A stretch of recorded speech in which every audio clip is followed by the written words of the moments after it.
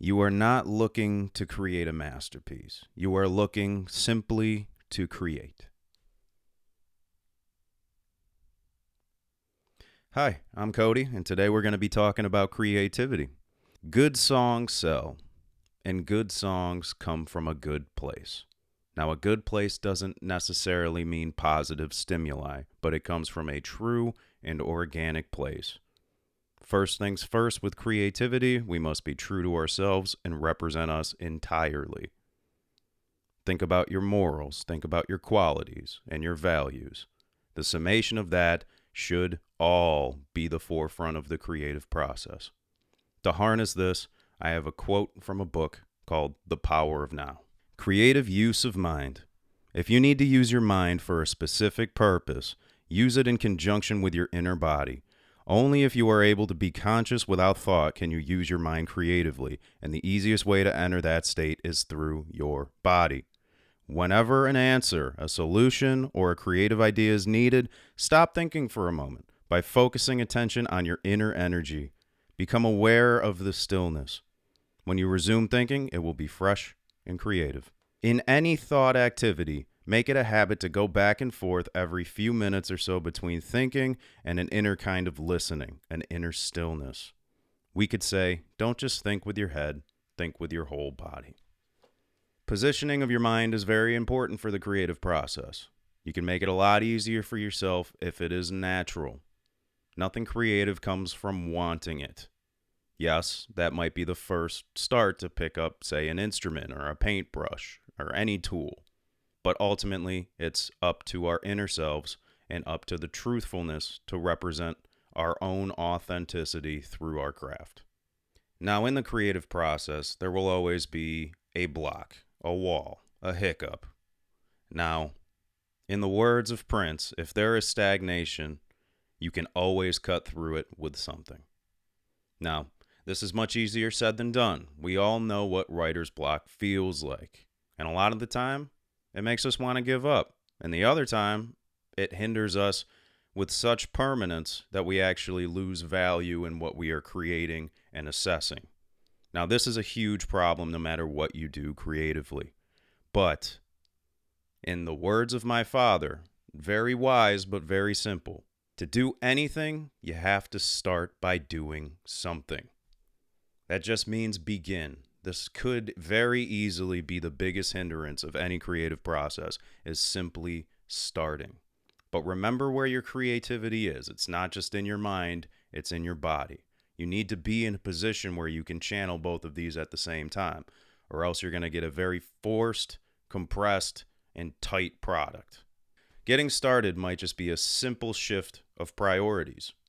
Now, if your goal is to end up with a product and only that, there's so many steps that you are superseding along the way that are crucial to the process.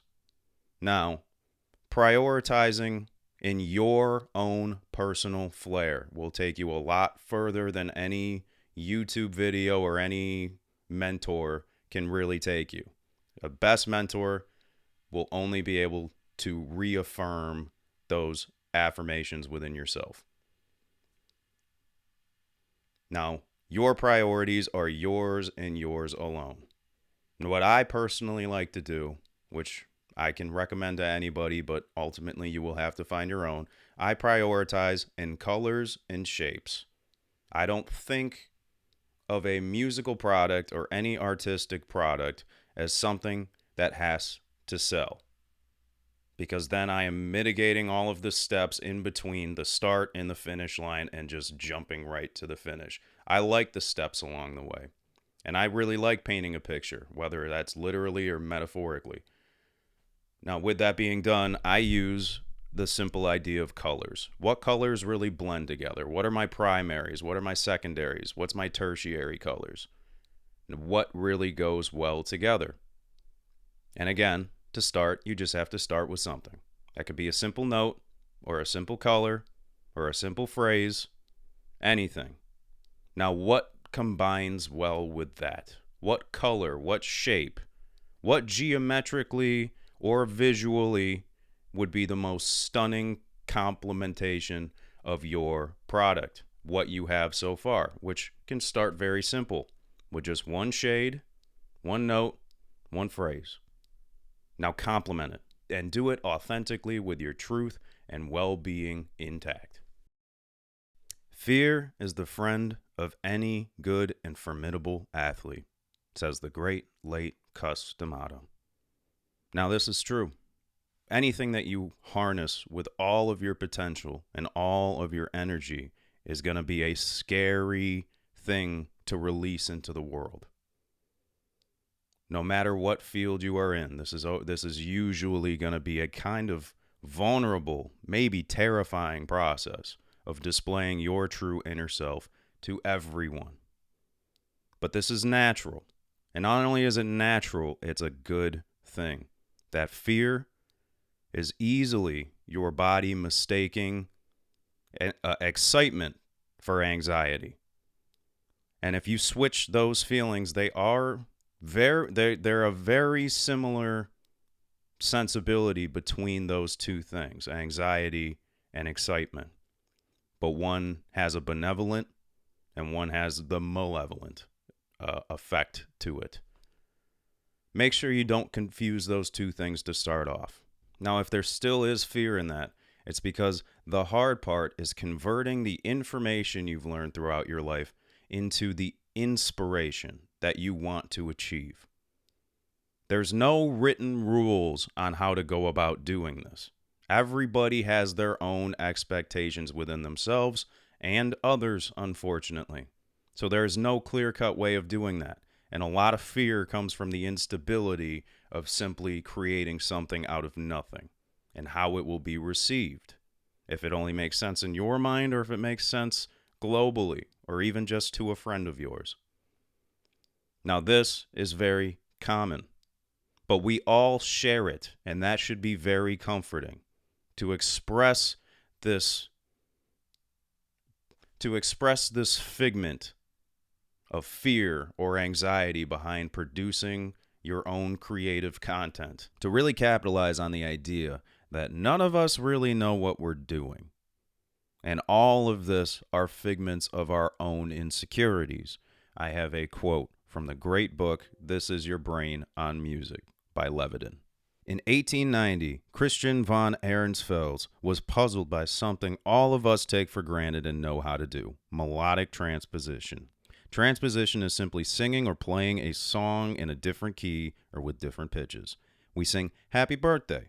We just follow along with the first person who started singing, and in most cases, this person just starts on any note that he or she feels like. The Gestalt psychologists were interested in the problem of configurations, that is, how it is that elements come together to form wholes, objects that are qualitatively different from the sums of their parts and cannot be understood in terms of their parts. The Gestaltists wondered how it is that a melody composed of a set of specific pitches could retain its identity, its recognizability, even when all of its pitches are changed. Here was the case for which they could not generate a satisfying theoretical explanation, the ultimate triumph of form over detail, of the whole over the parts. So how is it that we create? If we can't analyze the internal parts and we just have this whole image painted in our heads, what devices do we go through to create? Well, the answer is it's totally up to you. And that music theory is called music theory because it is indeed a theory. If you throw all of the rules out the window and find that mental and bodily peace, that harmony and that balance between yourself and only you, between all of the parts, the sum of all of your parts, as long as that makes sense, your creative narrative is going to make sense because it is true to you. This feels very daunting because the hard part is taking all of the information you have accumulated throughout your life and turning it into inspiration. There's no clear-cut path on which to do this. Find your own. And in a lot of senses, it can be as simple as just getting started and being true to yourself. If you become the cause of your own manifestations, you are taking God's job away. Leave space for God to walk into the room. That is a quote by Quincy Jones, the man, the myth, the legend. Whether you know it or not, you have heard a piece of Quincy Jones music. He has a huge catalog and one of the most prolific and creative and inspirational musicians of all time, of any genre. Essentially, this can come down to the simple principle of less is more. Don't overthink your ideas. Again, these ideas are things that you are pulling from your own experiences in this ethereal realm that only exists within you, because that's where your truth lies. That's where the creative energy is coming from. To represent this, I have a short paragraph to read in the great book Zen and the Art of Motorcycle Maintenance by Pirsig. Laws of nature are human inventions, like ghosts. Laws of logic, of mathematics, are also human inventions, like ghosts. The whole blessed thing is a human invention, including the idea that it isn't a human invention. The world has no existence whatsoever outside the human imagination. It's all a ghost, and in antiquity was so recognized as a ghost, the whole blessed world we live in. It's run by ghosts. We see what we see because these ghosts show it to us. Ghosts of Moses and Christ and the Buddha, of Plato and Descartes and Rousseau and Jefferson and Lincoln and on and on and on. Isaac Newton is a very good ghost. One of the best. Your common sense is nothing more than the voices of thousands and thousands of these ghosts from the past. Ghosts and more ghosts. Ghosts trying to find their place among the living.